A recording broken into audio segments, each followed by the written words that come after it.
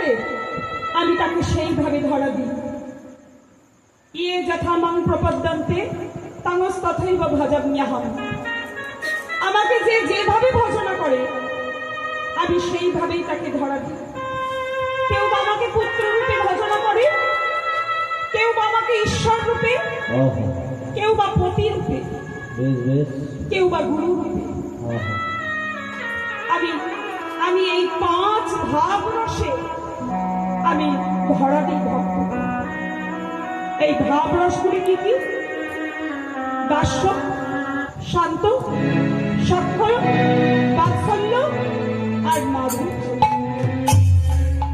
এর মধ্যে মাধুর্য প্রেম, বাৎসল্য প্রেম।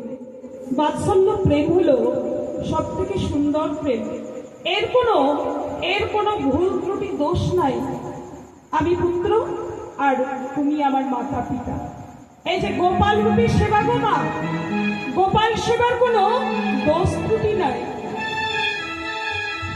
তাই বলি কি, আমাকে বাৎসল্য প্রেমে প্রত্যেক ঘরে ঘরে আমাকে নিয়ে এসে সেবা পূজা করো আর আমার বাণী প্রচার করো। নিতাই গৌর হরি বল।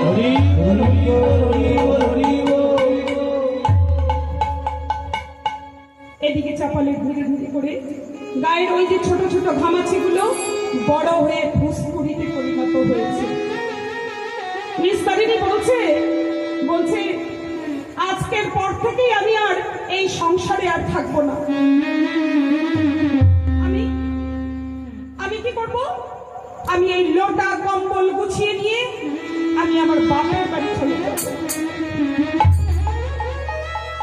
নিস্তারিণী মা লোটা কম্বল গুছিয়ে নিয়ে বাড়ি থেকে বেরোতেই যাচ্ছে, আর চাপাল এসে পা দুটো জড়িয়ে ধরেছে। ওগো তুমি যেও না গো, তুমি যে আমার অর্ধাঙ্গিনী। তুমি তো আমার সঙ্গে তুমি তো আমার সঙ্গে হাতের উপরে হাত রেখে ব্রাহ্মণের সামনে 7 পাক ঘুরে তুমি প্রতিজ্ঞা করেছিলে।